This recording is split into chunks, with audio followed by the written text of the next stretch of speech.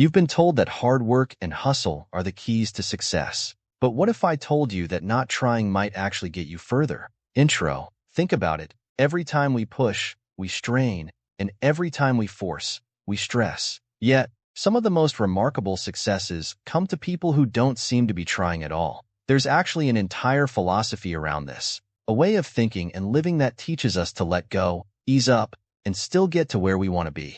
So today, we're diving deep into the art of not trying. By the end of this video, you might just change the way you look at effort, success, and even life itself. Introduce the problem/challenge. Now, let's be real. We live in a world that celebrates the grind, the hustle, and the never stop, never settle mentality. From motivational speakers to social media influencers, we're constantly bombarded with messages telling us that we need to be doing more work, more planning, more grinding, more pushing. It's like if you're not exhausted, you're not doing it right. But here's the problem. We're burning ourselves out. We're pushing so hard that we're missing the joy of the journey, and often, we're not even getting the results we want. Think about it. How many times have you tried your absolute hardest to make something happen, only to be met with resistance? Or felt like the harder you try, the further your goal seems to slip away? It's frustrating, and it leaves us wondering, is there a different way? A way to achieve without the burnout, without the stress, without that feeling of constant struggle? To really understand the art of not trying, let's break down some examples of what it looks like in everyday life. Picture this. You're sitting in a waiting room, anxious for an important interview.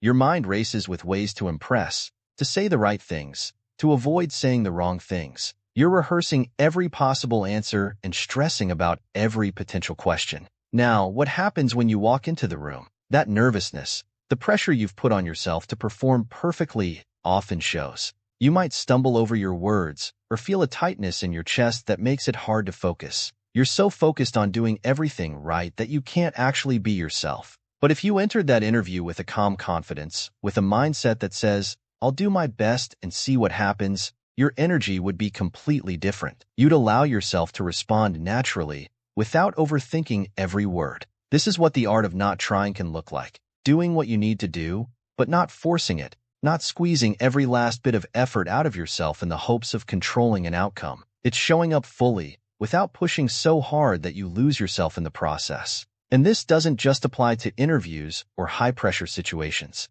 Consider the everyday things we all tend to overthink. Friendships, for example. Have you ever been in a situation where you wanted to make a good impression or fit in with a group? When you try too hard, maybe by always agreeing, laughing a bit too loudly, or constantly seeking approval, it often backfires. The more effort you put into being liked, the more awkward or uncomfortable the situation can feel. But when you relax and allow yourself to simply be, connections happen naturally. People respond to authenticity. They can sense when you're not trying to force anything. The same principle applies to creativity and problem solving. Let's say you're working on a creative project, like writing a paper or brainstorming ideas for a presentation. When you sit down with the mindset of, "I have to come up with the best idea right now," your mind can go blank, or you might find yourself circling around the same, uninspired thoughts. But when you take a break, go for a walk, or even do something completely unrelated, ideas often come to you out of nowhere. This is because you've given your brain the space it needs to process things naturally.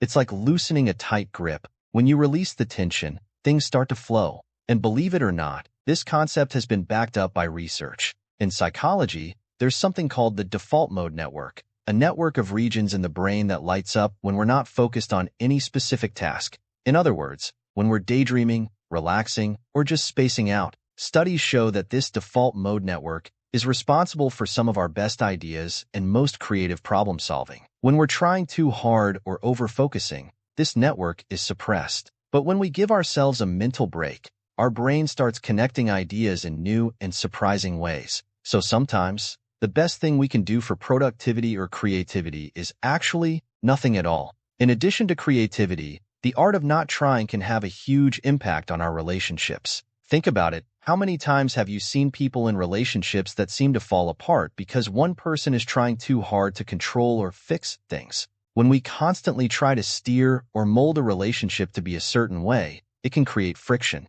The other person might feel smothered, pressured, or even resentful. But if we give the relationship space, If we focus on being supportive without trying to force outcomes, the bond often grows stronger and more naturally. Take romantic relationships, for example. So many people feel like they need to constantly work on their relationship to keep it alive. But sometimes, in an attempt to make things perfect, they lose sight of what made the relationship enjoyable in the first place. Instead of appreciating moments together, they're always analyzing, worrying, or trying to fix things. The art of not trying in this context means letting go of that constant need for improvement. It means allowing the relationship to breathe, giving your partner room to be themselves, and focusing on enjoying time together instead of worrying about where it's going or how it should look. In our careers, the art of not trying can also be incredibly powerful. Many of us have been taught to believe that the only path to success is relentless hustle, constant ambition,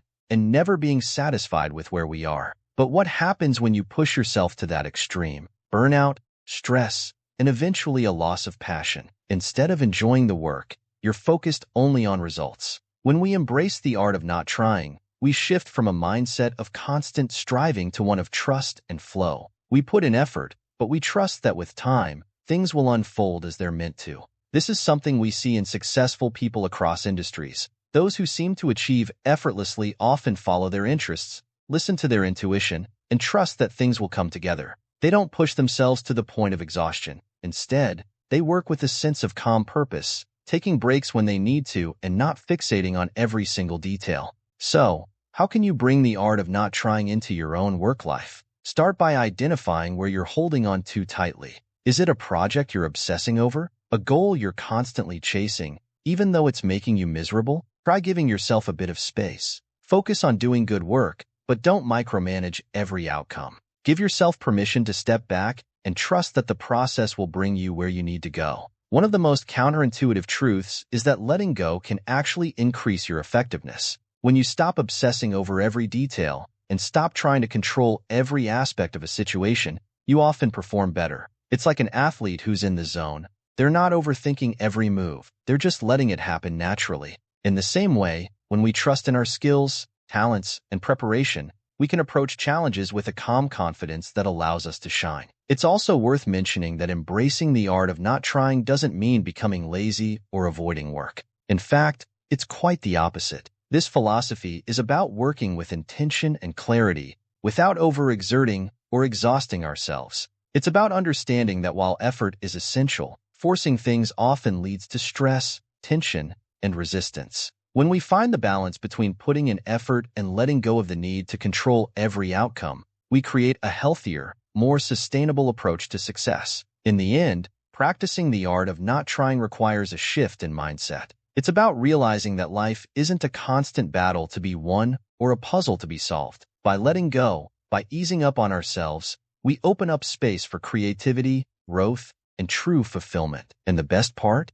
When we allow things to unfold in their own time, the journey becomes much more enjoyable. Now, here's the breakthrough. We think we need to be in control of everything to succeed, but sometimes, letting go is what truly opens the door to success. When you're not constantly stressing about what's next or how things should be, you create mental space. And in that space, creativity flourishes, ideas flow, and unexpected solutions appear. Take a look at some of the most successful people. They didn't force their way to the top. They allowed their talents to emerge naturally. They put themselves in the right environments and situations, but didn't stress over every detail. This doesn't mean they didn't work hard. It means they worked smart. They aligned their work with their natural skills and interests, rather than forcing themselves into a mold that didn't fit. Steve Jobs is a perfect example. He was known for his unique approach to innovation and creativity, but he also had an appreciation for the power of intuition and trust in the process. Jobs once said,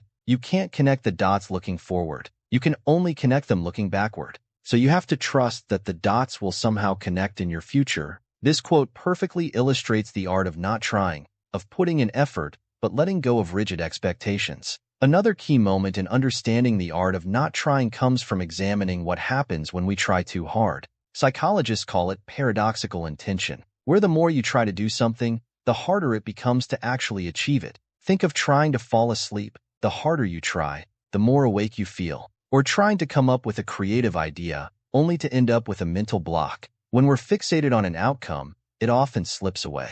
The art of not trying isn't about giving up on effort or ambition. It's about aligning your actions with the natural flow of life, so you're not constantly fighting against the current. It's about trusting the process, being present, and allowing things to unfold as they're meant to. When we let go of rigid control, we make room for growth, for creativity, and for unexpected opportunities. We get to enjoy the journey rather than stressing about the destination. So next time you find yourself pushing too hard, ask yourself, what would happen if I eased up? How might things look if I trusted the process a little more? You might just find that by letting go, you'll actually get closer to what you want. Remember, it's not about stopping, but rather about flowing. If this resonated with you, subscribe for more insights on personal growth and unlocking your potential.